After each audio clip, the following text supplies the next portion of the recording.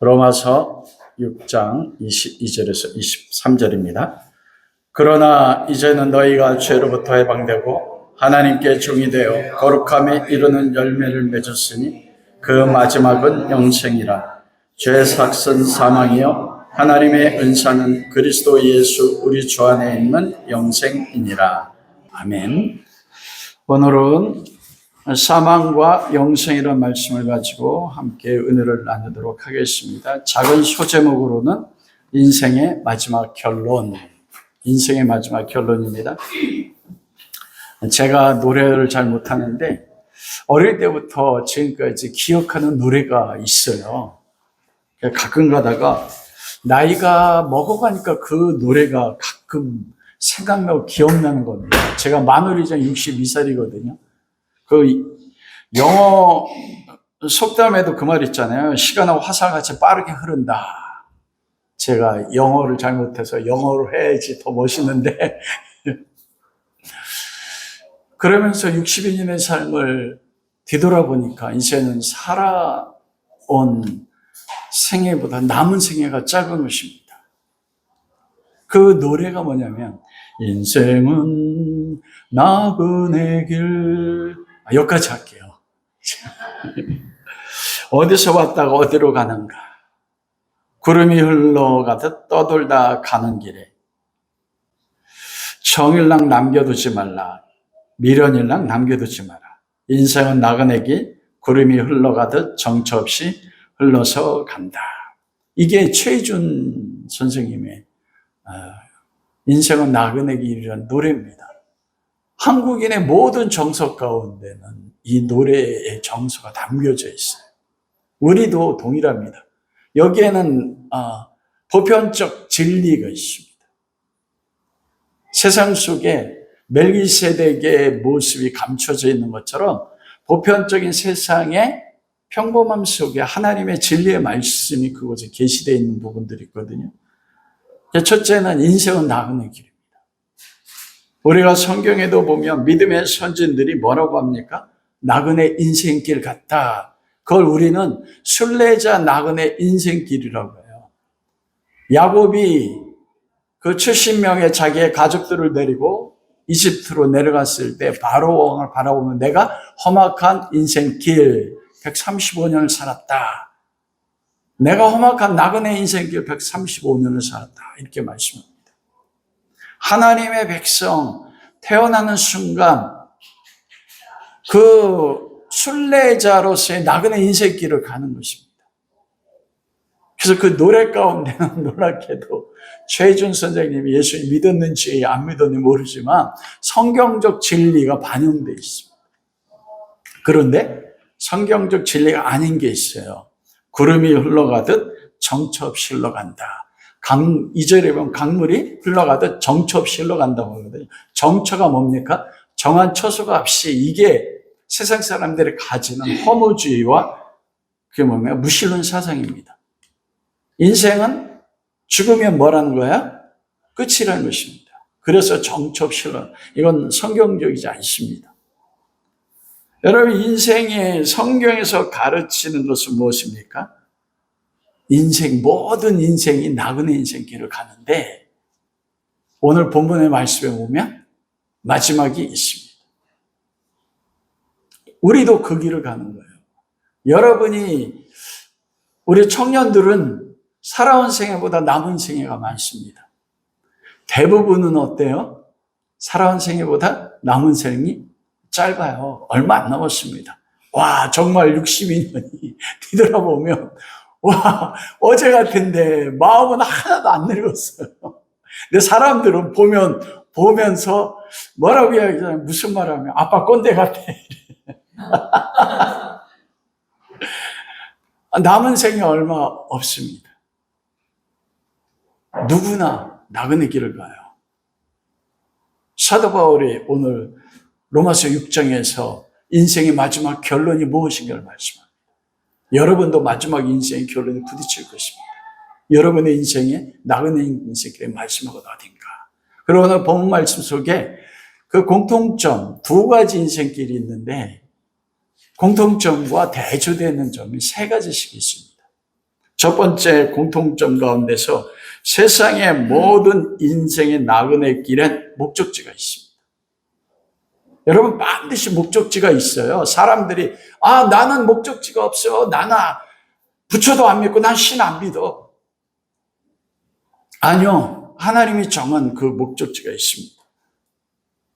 오늘 본문 말씀 속에 두 가지의 종류의 나그네가 있다고 말씀하는데 죄삭신 사망의 나그네 길을 가는 사람이 있고 그리고 하나님의 은사로 영생의 나그네 인생길을 가는 인생이 있습니다. 여러분 두 가지 길밖에 없어요.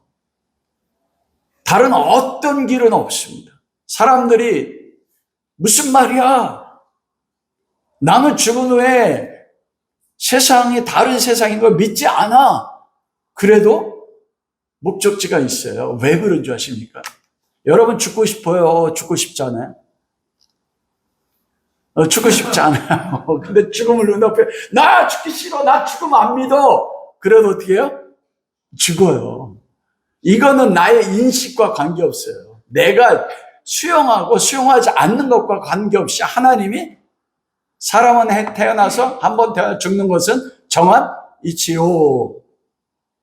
여러분 이게 모든 인생의 길이 가는 목적지가 있는 거예요. 세상에서 그가 아무리 도덕적으로 뛰어나고 그가 세상에 아무리 죄인이라 할지라도 마지막 목적지가 있는데 그 목적지는 두 가지 길이에요. 딱 두 가지 길밖에 없습니다. 그래서 성경 항상 두 가지를 말씀해요. 모래 위에 지은 집과 반석 위에 지은 집, 넓은 길, 그리고 좁은 길, 넓은 문, 좁은 문. 재물과 하나님을 겸하여 섬길 수 없다. 하나님을 섬기든지 재물이 만물 세상을 섬기든지 이 둘 중에 하나밖에 없습니다. 내가 아무리 부인한다 할지라도. 두 번째는 뭐냐면 모든 인생 나그네 길엔 주인이 있습니다. 와, 세상 사람들은 내 주인은 나. 그게 그 사람의 주인이에요. 뭐냐면 죄를 주인으로 섬기는 불효와 그리고 하나님을 주인으로 섬기는 사람. 나는 죄 안 믿어. 세상 사람들이 복음을 증거할 때 가장 싫어하는 게 뭡니까? 죄입니다. 죄인이란 소리예요. 죄를 누가 정했어? 나 죄 없어. 난 나밖에 안 믿어. 그게 뭐예요? 죄입니다. 그 사람들이 받아들이든지 수용하지 않든지 성경은 뭐라고 말씀해요? 주인이 있다는 거예요. 각 사람의 인생길에는. 그래서 무서운 거예요.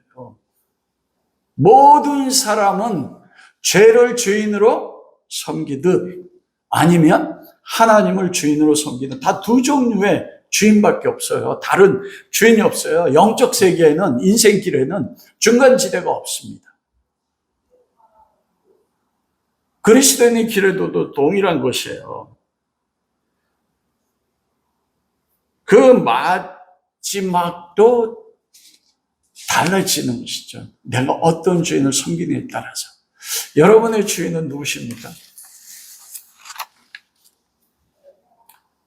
그리고 세 번째로는 내적인 일관성을 가지고 있습니다.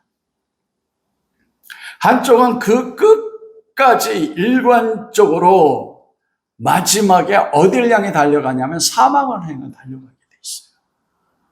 다른 한쪽은 마지막에 영생으로 일관적으로 달려가게 돼 있어요.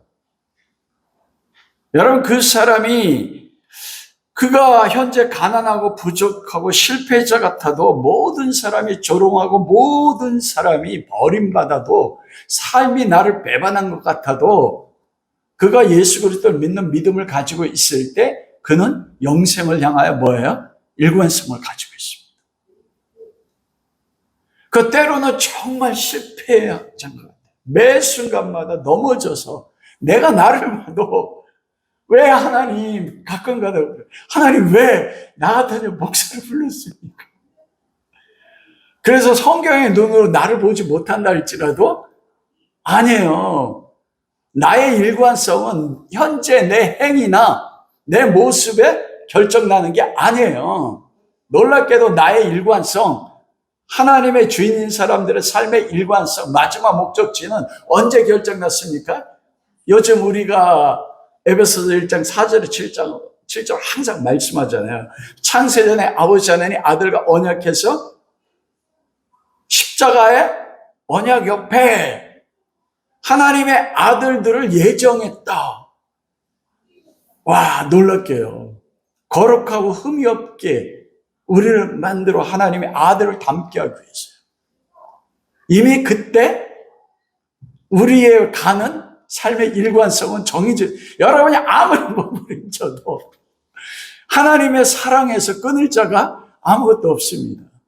반대편도 일관성을 가지고 있어요. 그 마지막에 사망을 향해서 일관적으로 달려간다니까요. 그 사람이 세상의 모든 존경을 받는다 할지라도 그 사람이 때로 비난을 받아도 동일합니다, 여러분. 모든 사람이 도덕적으로 뛰어나서 모든 사람의 부름을 받아도 도덕적으로 탁월해도 세상의 모든 부여를 가진 재벌이라 할지라도 대통령이라 할지라도 그래서 그가 삶에 영향을 미쳐서 보이는 삶의 체계를 변화시키고 삶을 바꾸는 자라 할지라도 높은 지위와 누구보다 탁월한 지식을 가지고 있어서 많은 것을 발명하여 문명에 탁월한 영향을 미친다 할지라도 그가 그리스도 밖에 있으면 그는 일관적으로 어디를 향해 갑니까? 사망을 향해 갑니다. 그런데 교회에 오늘날 교회가 지금 마음 아픈 게 뭐냐면 이 관점에 따라서 사람을 보지 않아요. 세상에 그리스도 밖에 있어도 도덕적으로 뛰어나고 영향력을 미치면 와, 그를 보라 그렇게 얘기하지 않습니까? 그래서 말씀의 적용이 다 어디로 끝나요? 도덕적인 탁월함 그리고 세상에서 영향력 미치는 삶. 그리스도인이 도덕적 탁월함을 버리란 말이 아니에요. 오해하지 마세요. 그리스도가 없는 모든 도덕적 탁월함이나 세상에 미치는 영향력이나 높은 위치에 올라가는 모든 것들의 마지막은 일관적으로 결정되어 있다는 것입니다. 그게 지금의 삶에 영향을 미치고 사람들에게 변화를 준다 할지라도 그래서 도덕적으로 사람이 변화가 돼요. 외형적으로 사랑을 해요. 구제를 하고 나를 때에 따라서는 희생하면서까지 섬김의 위치에 내려가요. 그러나 그들의 마지막은 어디로 향해 일관적으로 향합니까? 사망입니다. 이걸 세상이 가장 싫어하고 조롱합니다. 그래서 복음이 조롱받는 거예요. 억울하지 않습니까? 여러분 일관성을 향해 나가는 것이죠. 여러분 어느 일관성에 속해져 있습니까?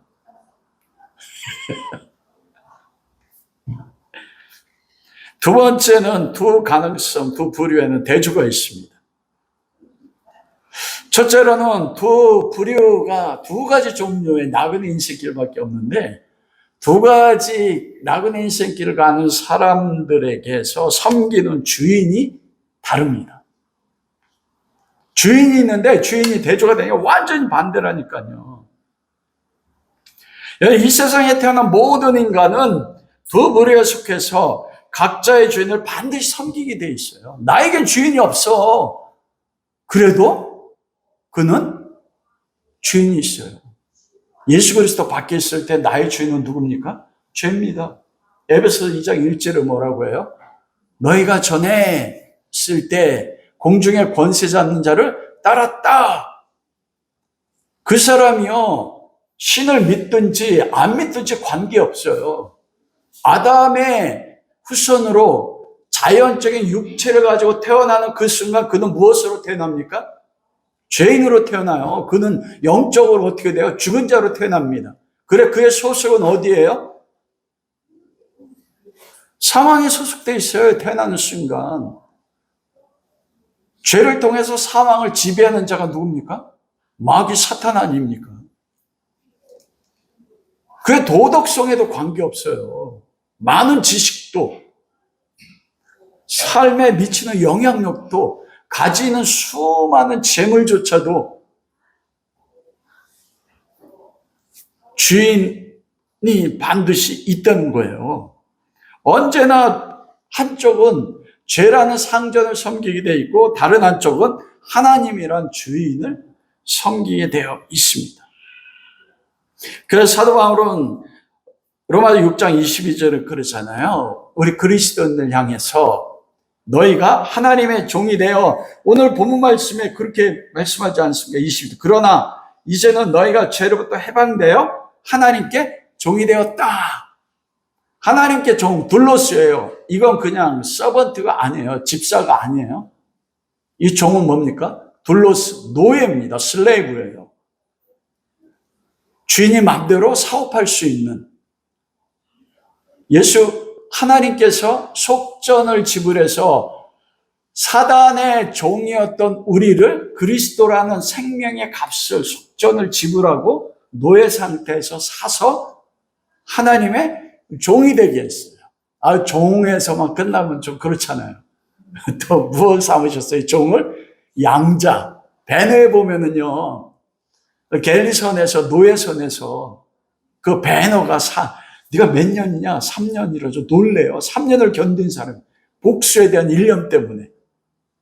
그런데 해군 제독을, 로마 해군 제독을 살려서 그가 종이 되어서 그 마차 경기, 이기지 않습니까? 그러자 모든 사람을 불러놓고 인을 빼요. 그리고 배너의 손에 끼워주면서 배너는 나의 아들이야. 이게 양자거든요. 이게 얼마나 놀랍냐면요. 여러분, 로마는 내 친인 아들을 버릴 수 있었습니다. 내 아내가 아들을 낳았어. 근데 내 아들로 못 믿어. 왜냐하면 성적으로 너무나 타락했기 때문에. 그래서 이 아들을 아버지가 내 아들이라고 인정해서 호적에 올리지 않으면요, 내 아내를 통해서 태어났는데도 버릴 수 있어요. 그런데 유일하게 못 버리는 아들이 있습니다. 로마는 법에 의해서 유지됐거든요. 양자로 삼으면 그가 내 혈족이 아니어도 양자로 삼는 순간, 그래서 법에 올라가면 그 아버지도 끊을 수 없습니다. 여러분, 그래서 로마서 8장에 보면 우리가 양자가 되어 아버지를 아버지로 부르짖는다, 하나님은. 이게 우리는 양자제도가 우리나라 없어. 근데 로마 사람들이 그 말을 들었을 때 놀라는 겁니다. 와, 내가 하나님의 양자야? 양자인 순간 하나님의 인을 받는 거예요. 우리가 예수 그리스도 안에서 하나님의 종일 뿐만 아니라 하나님의 양자, 상속받을 수 있는. 또 한 가지는 무엇입니까? 세상의 모든 인간은 죄에 대한 노예인 거예요. 가장 중요한 것은 내가 누구를 섬기냐는 것입니다. 내가 삶을 살아가는데, 내가 기도하는데, 내가 예배하는데, 내가 예배하고 기도하고 섬기는 목적이 누구냐는 거예요. 누구 때문에 섬기는 거예요? 나의 삶의 필요만을 위해서 산다면 주인이 누굽니까? 납니다. 나라는 건 뭐예요? 주인이 죄입니다. 그래서 엘리야 시대 때도 갈멜산에서 모아놓고 엘리야가 뭐라고 얘기합니까? 여호와가 하나님이거든 여호와 하나님을 섬기고, 바알이 하나님이거든 바알을 섬기라. 왜 하나님과 바알을 겸하여 섬기느냐? 겸하여 섬길 수가 없는데 둘이 같이 섬겼어요. 그건 뭡니까? 바알 섬기는 거예요. 그들이 하나님 앞에 안식일 지켰습니다. 절기 때만 되면 성전에 나와가지고 예배 드리고 제사 드렸다니까요. 근데 엘리야는 뭐라고 이야기합니까? 너희가 여호와를 섬기느냐 바알을 섬기느냐? 바알 섬긴다는 거예요. 예배에 나와 있는데도. 중요한 건 뭐냐면 내가 누구를 섬기는 거예요. 그러므로 우리 인생의 삶에서 가장 중요한 것은 내가 섬기는 주인이 누구냐는 것입니다. 그거는 도덕적인 뛰어남에 따라서 결정지지 않아요. 아무리 도덕적으로 윤리적이고 세상을 위해 자기 전선을 기부하고 구제해도 그 사람이 교회에 나오는 어떤 사람보다도 행실에 뛰어나도 그의 주인이 누구냐, 그것이 그 사람의 마지막 목적지로 결정이 되어 있습니다. 그러면 성경이 모든 사람들에게 묻는 질문은 한 가지입니다. 너는 누구를 섬기냐는 거예요. 내가 하나님 앞에 나와 예배하는 것이 나를 위해 살면 그건 그 사람의 소속이 양자임에도 불구하고 지금 누구를 섬기는 거예요? 하나님을 주인으로 섬기는 게 아니고 자기를 주인으로 섬겨요. 이게 그리스도인이 갖는 현실적인 슬픔입니다. 많은 그리스도인들이요.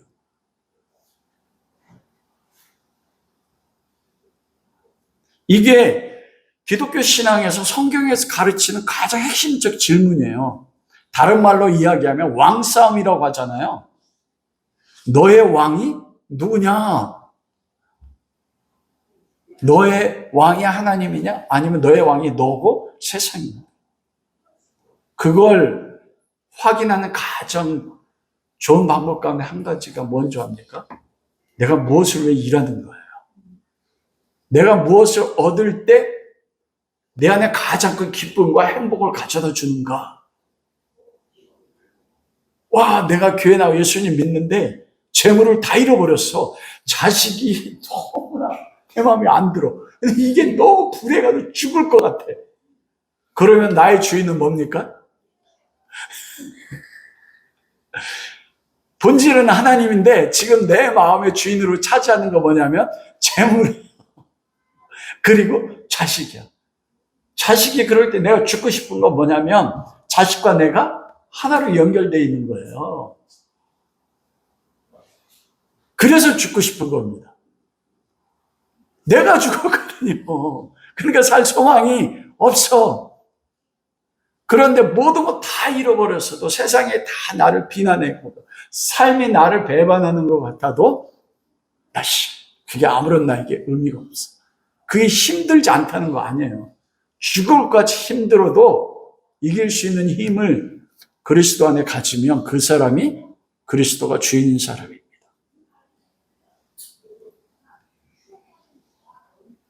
여러분, 사도 바울이 고린도서 11장 12절 15절에 보면 저들은 거짓 사도요 자기를 그리스도의 사도로 가정하는 자들이요 이것은 이상한 일이 아니라 사단도 자기를 광명의 천사로 가장하나니 그러므로 사단의 일꾼들도 자기를 의의 일꾼으로 가장하는 것은 큰 일이 아니라 저의 결론은 그 행위대로 되리라. 사망이요. 놀라운 거 뭐냐면 교회 안에 고린도 교회 안에 사단에 속한 사람들 가운데 거짓 사도들이 있었는데 그들이 교회에 나타나는데 뭐로 나타난다고요? 의의 일꾼으로 나타난대요. 도덕적으로 율법적으로 깨끗해. 예배드리는 것도 거룩해. 그래서 고린도 교회들이 미혹돼서 그들을 사도로 따른 거예요. 바울이 뭐라면 그들 거짓 사도라. 사단도 뭐로 가장한다고요? 광명의 천사로 가장한다는 겁니다. 결론은 그래서 우리가 행하는 그들의 인간적인 교회 안의 사람들 마찬가지예요. 행하는 선에 의해서 도덕적인 행위에서 사람을 판단하지 말라는 것입니다. 그들이 말하는 선하고 훌륭한 것을 가지고 판단하지 말라는 거예요. 그들을 보고 질문해야 됩니다. 그들의 주인이 누구냐? 그리스도가 그들의 주인이면 열매가 맺혀요. 그리스도를 닮은 모습.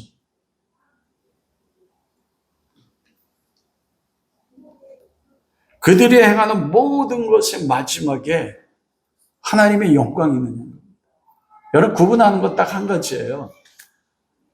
예수가 하나님의 아들이 육체로 온 것을 믿는가 믿지 않는가.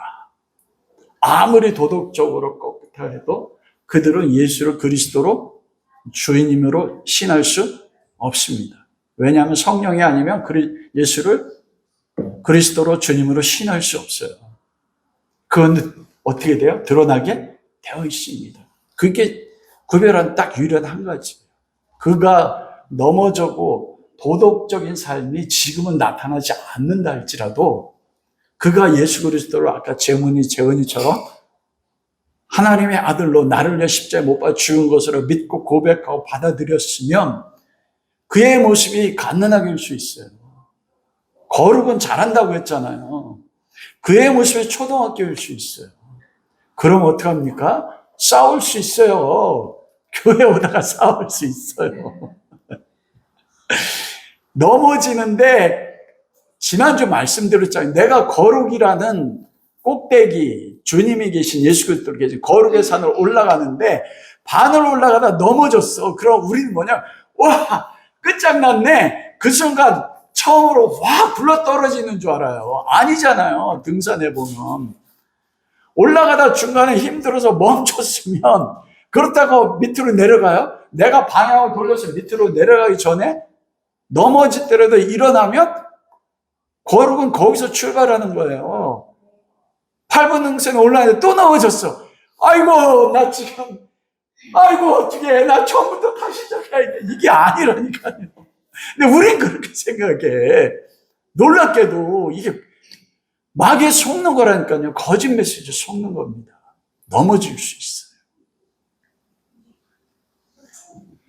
그래도 그가 그리스도를 믿으면 그의 주인은 예수 그리스도 하나님입니다.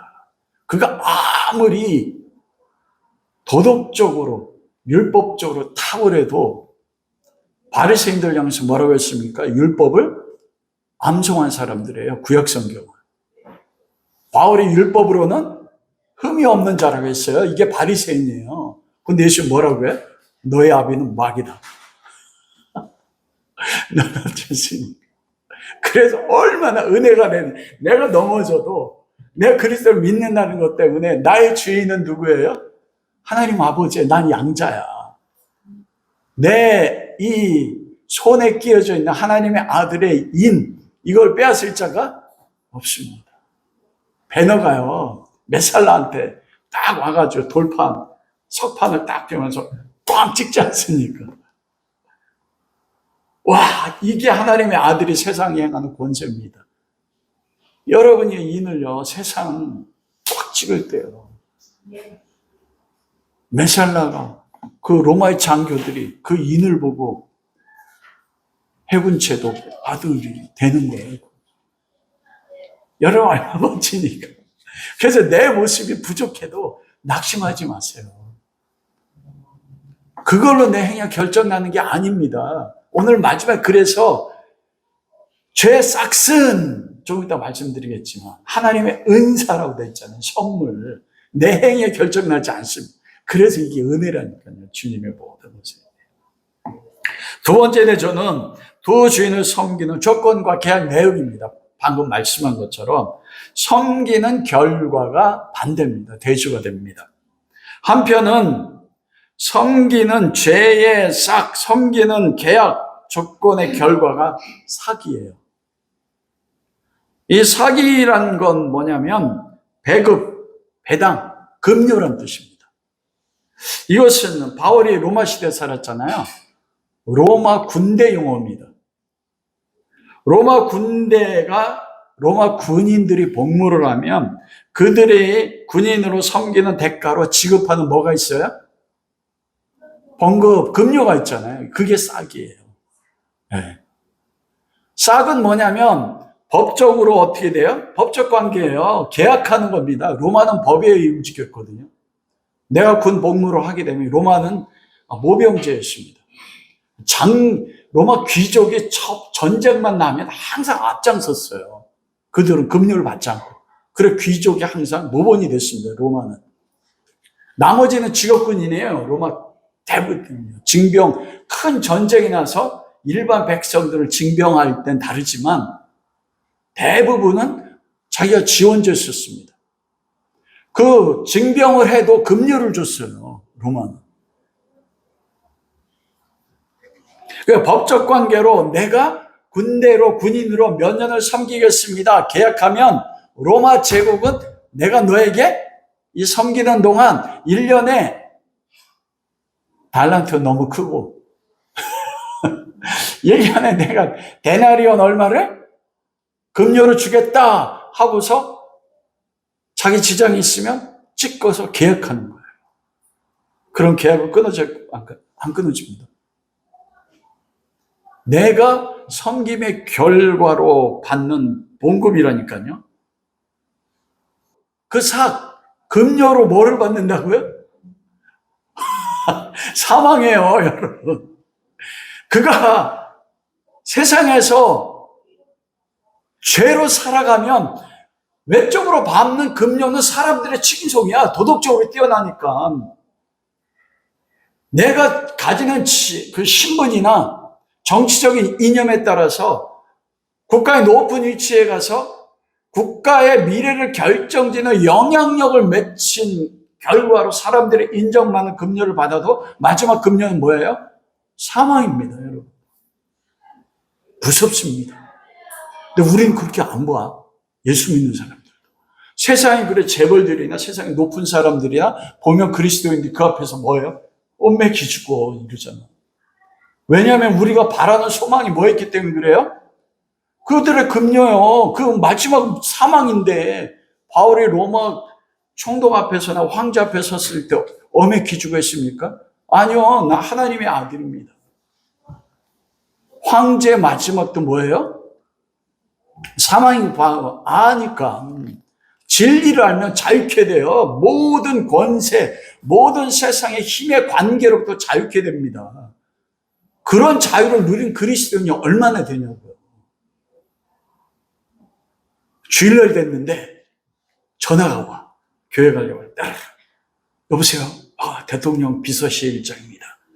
대통령께서 우리 목사님을 지금 급히 보자고 하시는데 지금 오시지 않겠습니까? 그럼 제가 어떻게 해요?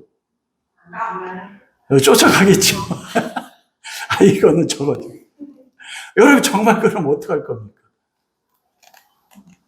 내가 목사님에게 국가의 미래를 책임지는 아주 특별한 자리를 한 자를 줄 겁니다. 안 넘어갈 사람은 그리스도인가 얼마나 될까요? 그 법적 관계이기 때문에요. 그 급료로 사망을 주는 건 누굽니까? 누가 사망을 가져다 줘요? 놀랍게도 하나님의 율법입니다. 법이라고 했잖아요.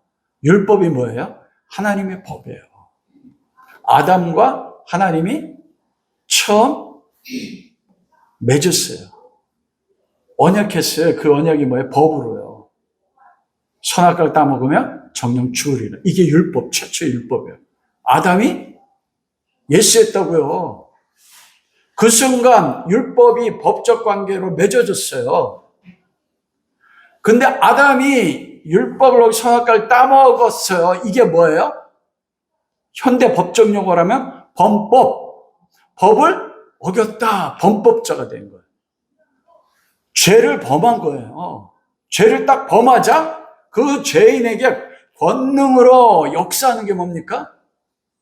법입니다. 법이잖아요. 판사가, 검사가 제가 형법을 어겼어.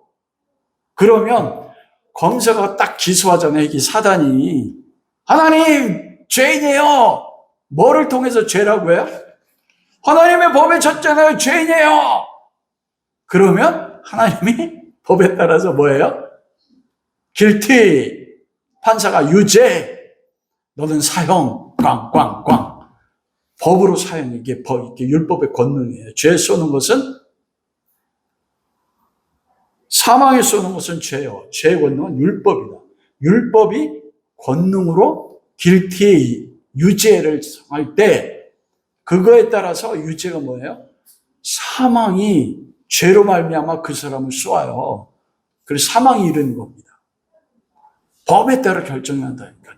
그런데 놀라운 건 뭐냐면 다른 한편은 섬김의 결과가 아니고 섬김의 결과로 주는 거 아니에요. 또 섬긴다고 하면 행위로 또 얻는다고 해요. 그래서 다른 한쪽은 하나님의 은사입니다. 은사가 뭡니까? 카리스마. 카리스가 실제화된 게 카리스마예요. 카리스가 뭐냐면 은혜입니다. 은혜.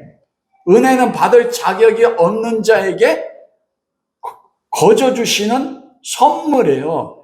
이거는 모든 무형적인 성경들의 모든 약속들 다 그래서 창세전의 언약 그리고 우주 만물을 창조하고 지금도 우리가 살아가는 모든 게 은혜인데 그 하나님의 은혜가 구체적으로 한 개인들을 향해서 실제화되는 게 뭐라고요?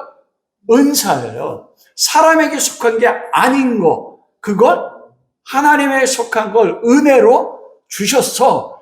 그랬더니 인간이 실제로 얻었어. 그게 뭐냐면 은사입니다. 그 주는 게 뭐예요? 죄 싹슨 그들이 섬기는 행의 결과로 사망이 오지만 영생은 내가 행의 결과로 섬김의 결과로 얻는 게 아니에요. 그냥 하나님의 은사야. 하나님의 은혜야. 창세전에 왜 나를 선택했는지 몰라요. 창세전에 아버지 하나님의 아들 예수 그리스도 안에서 창세전에 언약하셨어. 어떤 스타우로스 아들을 십자가에 못 박아 죽이기로 아버지와 아들이 언약해서 이미 그때 십자가를 세우셨어. 그리고 그때 거룩하고 흠이 없게 할 우리를 하나님의 예정에서 우리들을 이미 창세전에 예수 그리스도 십자가의 언약에 세웠어요. 묶었어요. 무엇으로요? 그래서 하나님의 아들이 되어 그의 은혜의 영광을 찬송하려 하면 뭘 찬송한다고요? 은혜의 영광이라고요. 은혜가 은혜 속에 영광이 있단 말이에요. 은혜가 하나님의 영광이란 겁니다. 그래서 천국 가면 찬양할 게 뭐밖에 없어요? 은혜밖에 찬양할 게 없어요. 내가 아무리 행위를 해도. 왜냐하면 내 영생이 내 행함의 결과가 아닙니다. 은사로 선물로 주어지는 거예요. 값없이. 우리 총각들 다 서딨네. 총각들은 잘 몰라. 그러나 여자 어머니들은 알아.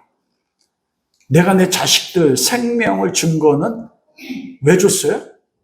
그들이 뭐 했어요? 아니요. 그냥 내가 10개월 동안 태중에 품고 해산의 고통을 때 피를 흘리고 나왔어. 뭐로 나왔어요? 은혜로 나온 거예요. 그게 은혜야. 그 태어나는 순간 이 아들은 그냥 은사야. 은혜 선물. 거기에 우리가 부모의 아들, 딸로 태어날 때 내가 한 게 있어요, 없어요? 없습니다. 하나님이 그 구원의 영생의 비밀을 인간 부부관계 속에서 열매로 보이셨다니까요. 왕 편한 순간 뭐야 이거. 부모가 날 낳으신 거예요. 뭐로요?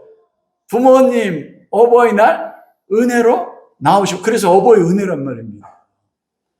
은혜로 준 거예요. 내 행함으로 준 게 아니에요. 하나님의 은사로. 완전히 차원이 다른 것입니다. 은혜의 선물로 준 것입니다. 와, 얼마나 놀라운지.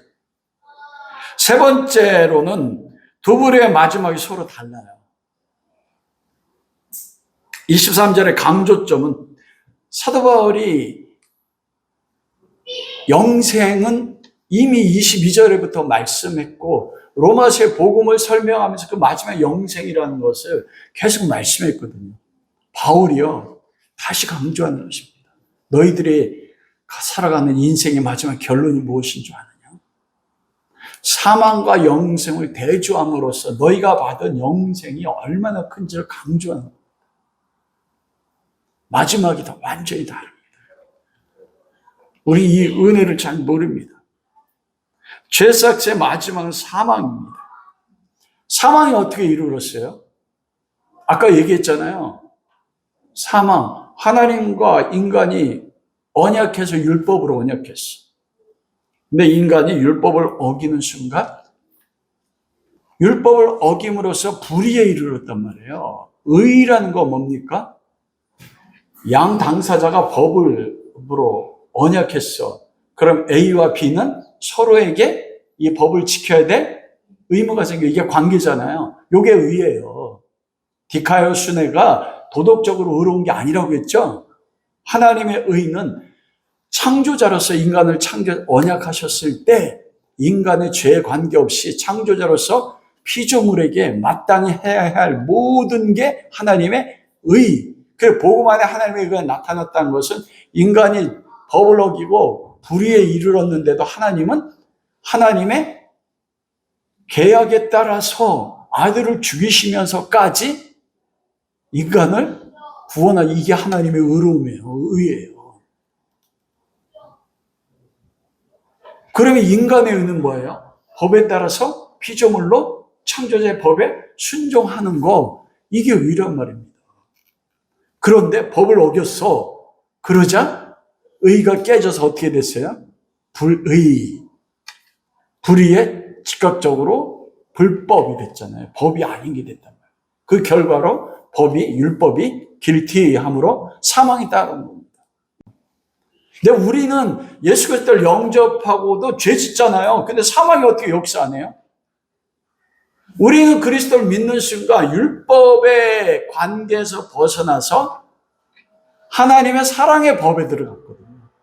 이 사랑의 법은 율법이 아니라 뭐가 지배하는 것입니까? 하나님의 사랑과 은혜가 지배해요. 그래서 여러분의 자식이 나에게 죄를 졌어. 사무엘이 너 몇 살인데? 팍 차버려요? 웃지 마세요. 못 차요. 핏줄로 맺어졌는데 아들이 죄를 지어도 언제든지 들어올 수 있어. 왜냐하면 이게 부모와 자식 간의 사랑의 법입니다. 사랑의 관계로 들어간 거예요. 그래서 넘어져도 아버지 아들의 관계가 안 끊어져요. 인간의 피로도 끊을 수 있는 게 없는데 하나님의 피로 맺어졌잖아요. 아들 예수 그리스도의 피로. 그래서 어떤 것도 바울이 끊을 수 있는 게 없는 겁니다. 마지막이 완전하게 서로 다른 거예요. 순종도 동일한 것입니다. 여러분, 두 부류의 마지막 관점에서 죄삭은 사망이라고 하는데, 사망이 무엇입니까? 사망은 육신의 생명이 죽는 것도 사망이에요. 그러나 그게 아닙니다. 우리 안에 영생이 있는데 우리 육신의 생명이 죽어야 안 죽어요? 죽잖아요. 그러면 사망이 육신의 생명이 죽는 거라면 우리도 죄삭스로 죽네? 아니죠. 이 사망은 뭐냐면 영적 육체적으로 완전히 하나님과 분리되는 겁니다. 그건 다른 말로 하면 계시록 20장 14절에 보면 힘보자 심판으로 인하여 사망과 음부도 불못에 던져지니 이는 둘째 사망이니라. 음부요. 예수님이 그러셨잖아요. 음부. 둘째 사망이 완성되기 전에, 가기 전에 모든 인간이 죽으면 낙원과 음부에 가지 않습니까? 그래서 부자가 음부에서 불타에 있잖아요. 그런데 마지막 백보자 심판 때는 그 음부에 있는 영혼들도, 그리고 인간의 육신의 생명을 죽이는 율법으로 역사하는 사망도 어디 던져져요? 불못. 이게 둘째 사망입니다. 죄삭은 사망이라는 건 무엇입니까?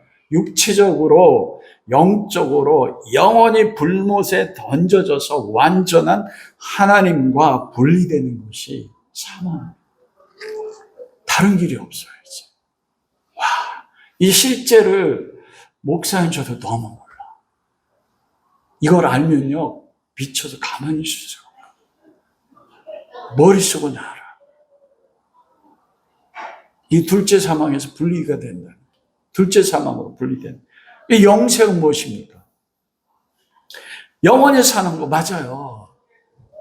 그러나 우린 대부분 죽어서 천국 가서 영원히 사는 거 영생이라 하는데 아닙니다. 천국 가서 영원히 사는 거, 그러면 하나님 없어도 영원히 살면 영생이, 사람 그렇게 생각해요. 아니요, 하나님 없는 영원한 영생은 없습니다. 영생이란 뭐냐? 하나님의 생명 안에서 영원히 사는 거예요. 하나님의 생명 안에서 사는 게 영생이에요. 그런데 성경에서 영생을 가장 구체적으로 표현한 게 뭡니까? 영생이란? 요한복음 10장 3절. 하나님 아버지가 그의 본의 예수를 아는 거 야다로. 천국이 좋은 게 뭐냐면 그곳에서는요, 우리가 이 땅에서 언제 가장 기쁘고 너무 좋아서 죽을 것 같아요? 언제예요? 나를 향한 하나님의 사랑, 그리스도의 은혜를 알아갈 때요. 하나님을 알고 그리스도를 알고 내 앞에 계신 주님을 다 열심히 배웠을 때 사도 요한은 뭐래요? 하나님 품속에 있는 독생자를 우리가 눈으로 보고 귀로 듣고 손으로 만진 바 되었다. 이게 영생이거든요. 얼마나 놀라웠으면 그 영광을 보고 베드로가 이곳에 초막셋을 짓고 우리 이곳에 삽시다. 부분적으로 영생을 경험한 거거든요. 영생은 이 땅에서부터 시작돼요.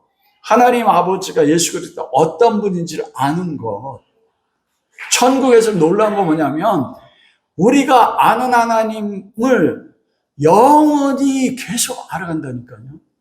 더 깊게, 더 넓게, 더 높게, 더 길게 무한한 하나님의 사랑을 무한히 더 알아요. 이게 상상이나 돼요? 그래서 하나님입니다. 하나님 무한하시다는 게, 하나님은 우주보다 광대하시다는 게, 하나님의 모든 성품들이, 하나님의 모든 속성들이 우리 인간의 지식으로 딱 결정되는 게 아니고, 천국 가면 이 땅에서 경험한 하나님의 사랑과 은혜와 비교할 수 없는, 시간이 없지만 시간 개념으로 있다면 오늘 지나고 지날 때마다 뭐를 더 깊이 알아요? 하나님의 사랑을 더 깊이 알아. 하나님의 자비가 그 자비와 사랑이 무한하게 더 증가되면서, 여러분 그러면 인간 존재가 어떻게 될까요? 그게 영생이죠. 그 영생의 시작은 어디부터 시작됩니까? 이 세상입니다. 말씀을 마치도록 하겠습니다. 바울이 가장 중요한, 바울의 삶의 시작은 언제나 예수 그리스도부터 시작해서 예수 그리스도로 마칩니다. 오늘 본문에서도 바울의 가장 정말 바울이 사랑하고 바울이 전하고 싶었던 말씀이 있어요. 하나님의 은사, 영생이 누구로 말미암습니까? 이것이 어떻게 가능하십니까? 죄삭시 사망이 분리되는 게 한 가지예요. 그리스도 예수 안에서. 한 사람은 그리스도 예수 밖에서예요. 다른 것으로 나눠지지 않습니다. 바울의 모든 결론은 언제나 우리 주 예수 그리스도입니다.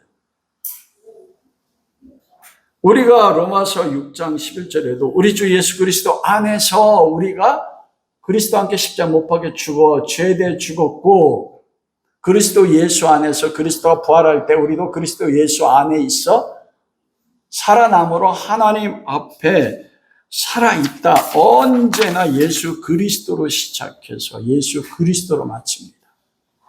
그는 예수 그리스도의 은혜를 놓친 적이 없어요. 그의 삶의 마지막 고백이 무엇입니까? 나의 나 된 것은 예수 그리스도의 은혜라. 예수 그리스도의 은혜가 없으면 사도 바울도 없습니다. 그리스도의 은혜가 없으면 영생이 없어요. 모든 것이 오직 그리스도 안에 있어요. 그리스도 안에만 있어요. 은혜 안에 있어요. 내 삶이 지금 삶이 날 배반하는 것 같고 하나님 날 버린 것 같아도 이것도 그리스도 은혜 안에 되어지는 거죠. 그걸 알았으면 좋겠습니다. 내 재산이 무너지는 것도, 내 육체 건강이 무너지는 것도 우리가 알지를 못해서 그렇지, 우리를 영생으로 이끄시는 그리스도 안에 베푸시는 하나님의 은혜입니다. 그리고 모든 것이 은혜예요. 우리가 이 땅에서 경험해야 되는 게, 내 자식이 나를 다시 일어나는데도 이게 그리스도의 은혜로 보이느냐 이거예요. 내가 모든 사람 앞에 배반당하고 버림받은 것 같은데, 여러분 예수 그때 십자가 못 박아 죽을 때 모든 사람 앞에 배반당했어요. 하나님 앞에도 버림받았습니다. 근데 그 속에서 그리스도 하나님의 은혜를 경험한 거죠. 우리의 영생도, 우리의 의롭게 되는 것도 그리스도 안에서입니다. 우리의 순종도, 성육신에 대한 삶도, 우리의 십자가에 복종되는 모든 것도, 세상의 모든 것, 우주 만물은 예수 그리스도 안에 있고 그리스도의 은혜 안에 있는 것입니다. 그리스도 없이는 우리 안에 되어지는 것이 아무것도 없어요. 여러분이요, 지금 겪는 지옥 같은 고통이 있다면 그것도 그리스도의 은혜입니다. 그게 그리스도의 은혜인 걸 경험하게 될 때 지옥 같은 내 삶이 어떻게 돼요? 그것이 천국이 돼요. 바울이 로마 감옥에서 모든 사람이 다 떠나갔다고 했어요. 주 안에서 기뻐하라. 다시 말하면 기뻐하라. 나는 기쁨이 있다. 왜요? 주께서 가까우시니라. 그곳에는 주님을 봤거든요. 자기가 쇠사슬에 매어서 이 목뱀 당한 그 죽는 순간 모든 사람이 사도 바울은 하나님 앞에 버림받았어. 디모데서는 그러잖아요. 디모데야, 올 때 성경을 가져. 세상 모든 사람들이 다 나를 버렸다. 그러나 나는 그리스도의 은혜 아래 있어. 이것이 은혜야. 이것이 나의 천국. 그곳에서 영생을 누렸습니다. 여러분 그거 경험하고 계십니까? 여러분의 기쁨을 가져드는 게 사람입니까? 재물입니까? 사람의 인정입니까? 그것도 은혜입니다. 싸우셨습니까? 그것도 뭐예요? 은혜예요. 근데 싸우나 죽을 것 같아요. 하나님의 창세 언약에 따라 거룩하고 흠이 없게 하시려고 그리스도 안에서 그리스도의 은혜로 우리를 그것조차도 뭐예요? 만들어 나가게 못 믿어. 내가 얼마나 고집이 센지. 모든 것이 은혜입니다. 그런 그리스도의 은혜, 그 은혜 가운데 다다른 것이 영생이에요. 와, 내 삶의 모든 것 속에 나와 함께 계시는 하나님 아버지와 그리스도를 알아가는 것, 그것이 천국입니다. 그 은혜가 영생이 여러분 가운데 이루어질 수 있기를 주님의 이름으로 축원합니다. 정죄문 정전 세례식을 거행하도록 하겠습니다. 먼저 하나님 말씀 봉독합니다. 마태복음 3장 16절에서 17절입니다. 예수께서 세례를 받으시고 곧 물에서 올라오실새 하늘이 열리고 하나님의 성령이 비둘기같이 내려 자기 위에 임하심을 보시더니 하늘로부터 소리가 있어 말씀하시되 이는 내 사랑하는 아들이요 내 기뻐하는 자라 하시니라. 아멘. 캐톨릭과 다르게 우리 신교회는 거룩한 예식이 두 가지입니다. 사람이 만든 예식은 거룩한 예식이 아니에요. 하나님이 만드시고 행하시라고 하셨기 때문에 거룩한 예식 성례입니다. 첫째는 성찬입니다. 예수님께서 마지막 밤 목요일날 제자들과 유월절 떡을 떼시면서 너희는 모일 때마다 떡을 떼고 포도주를 마심으로 나를 기념하라. 하나님의 아들이 직접 제정하신 게 성찬 예식입니다. 그래서 거룩합니다. 두 번째는 세례예요. 오늘 본 말씀처럼 세례 요한이 요단강에 세례를 베풀 때 예수님께서 세례 요한 앞에 세례를 받으러 나오신 겁니다. 요한은 그가 누구신지 알았기 때문에 내가 당신에게 세례를 받아야 되는데 왜 당신이 나에게 세례를 받습니까? 그때 예수님이 뭐라 말씀합니까? 15절에 예수께서 대답하여 이르시되 이제 허락하다. 우리가 이와 같이 하여 모든 의를 이루는 것이 합당하니라. 모든 의. 왜냐하면 세례는 요한이 시작한 게 아닙니다. 구약시대 때도 없었어요. 세례의식은. 우리가 요한복음을 보면 나를 보내어 물로 세례를 주더라 하신 그이가 나에게 말씀하시기를 비둘기가 성령이 비둘기처럼 누구에 머무는 건 보거든 그가 나의 아들 메시아인 걸 알지니라. 그런 말씀이 있거든요. 나를 보내어 요단강에서 세례를 주라 하신 그분이 누구예요? 하나님 아버지세요. 그래서 예수님이 모든 의를 이루는 게 합당하다. 아버지 하나님이 정하신 예식이거든요. 예수님께서 우리의 죄를 담당하시고 오셨기 때문에 죄인으로 세례받는 것입니다. 그리고 이 세례 예식을 할 때 놀라운 게 두 가지가 있었습니다. 우리는 예수 그리스도를 믿음으로 고백할 때 성령을 선물로 받습니다. 세례를 받을 때 예수님이 세례 받을 때 하늘문이 열리고 성령이 비둘기같이 임하셨어요.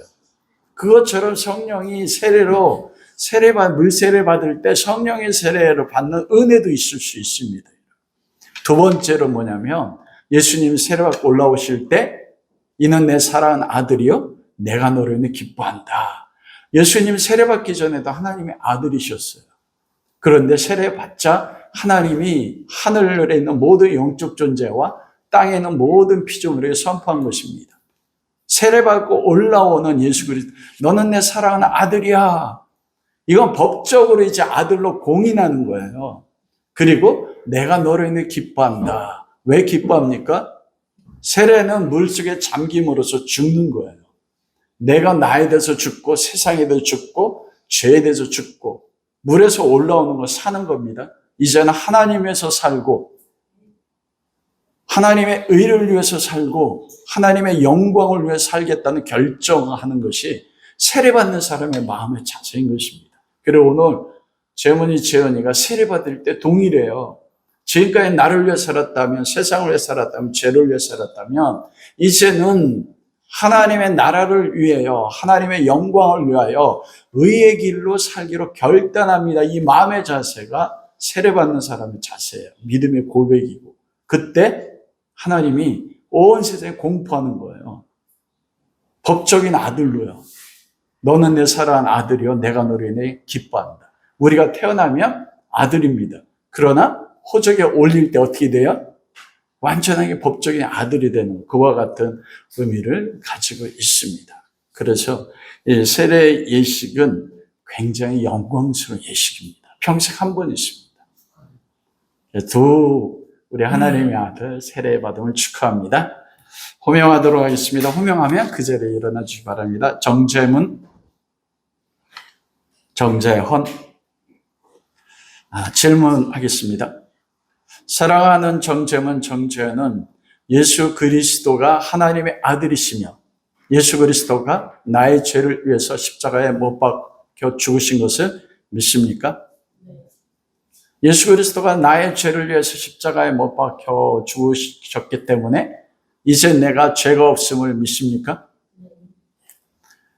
예수 그리스도를 믿음으로 내가 죄사함 받음으로 내가 언제 이 세상을 떠난다 할지라도 천국 갈 것을 믿습니까?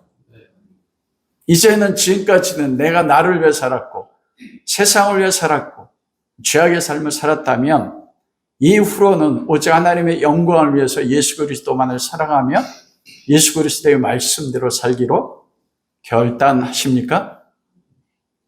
큰 소리로 결단하십니까? 네. 두 사람이 성경에 나오는 그 말씀에 따라서 자기의 자유의지를 가지고 결정을 했습니다. 그 누구도 이 하나님의 아들에게 세례 예식을 베푸는 걸 막을 수가 없습니다. 세례 예식을 행하도록 하겠습니다. 우리 교회 안수 집사님이신 두 분의 안수 집사님 계신데 박승준 집사님 나와 주십시오. 여러분, 우리 재문이 재원이 세례받을 때 예수님 세례할 때 성령이 비둘기같이 임한 것처럼 하나님 두 사람의 성령님 세례를 임하여 주십시오. 정재문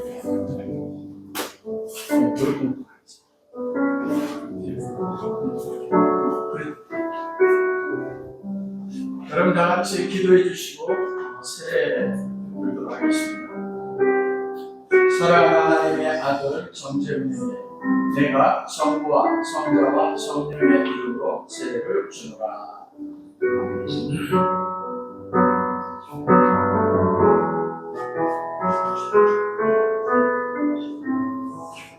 정재원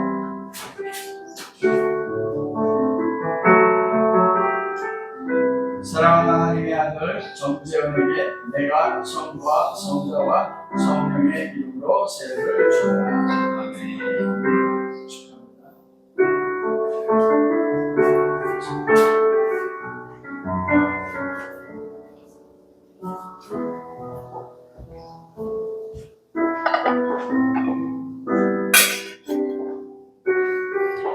선포합니다.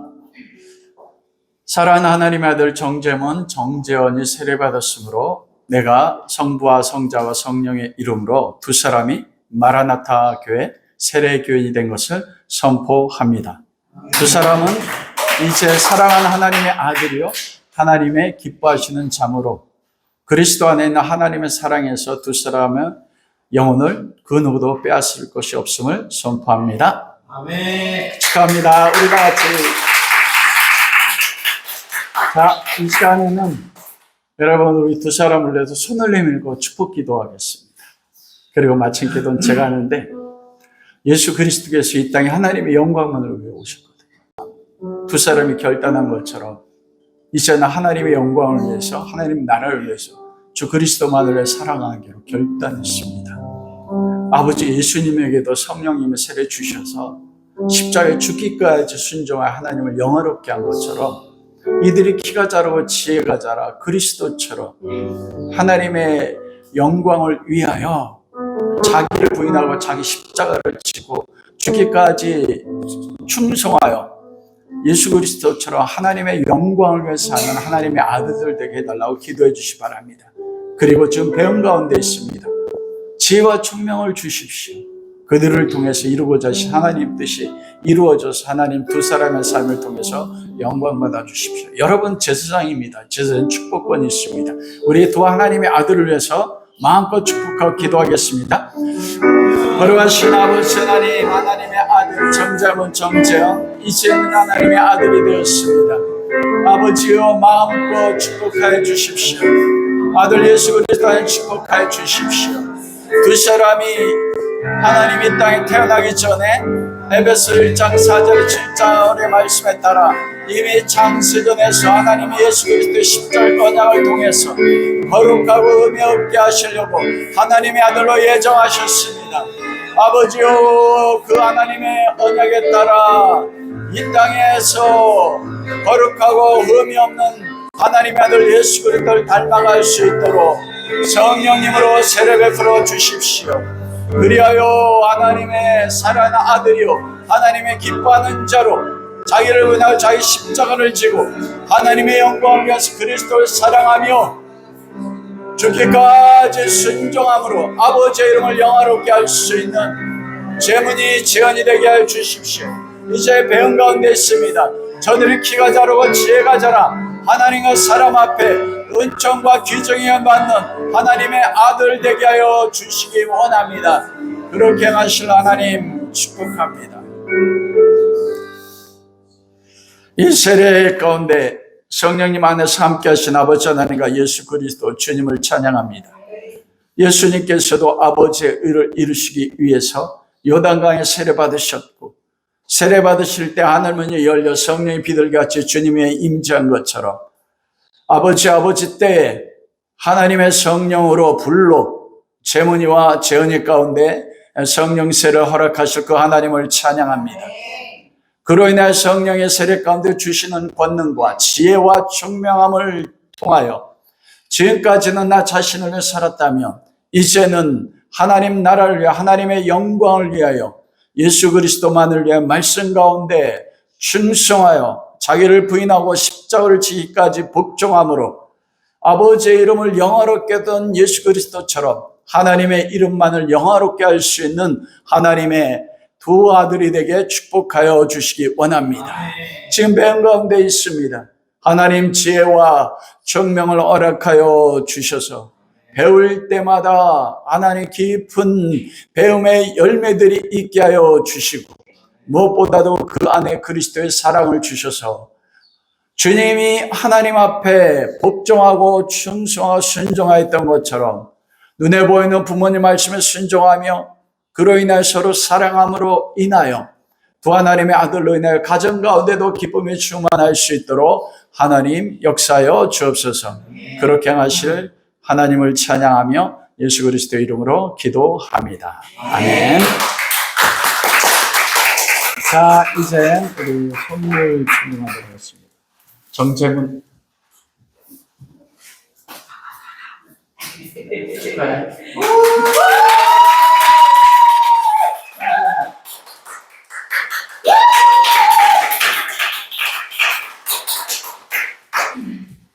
재문이 요번에 고등학교 들어가서 이제는 영어로 성경 보라고 영어 성경 보았습니다. 재은이는 쉬운 말 성경책 자리에 앉아주시기 바랍니다. 여러분 오늘 정말 기쁘고 복된 날인데 위해서 여러분 기도해 주시기 바랍니다.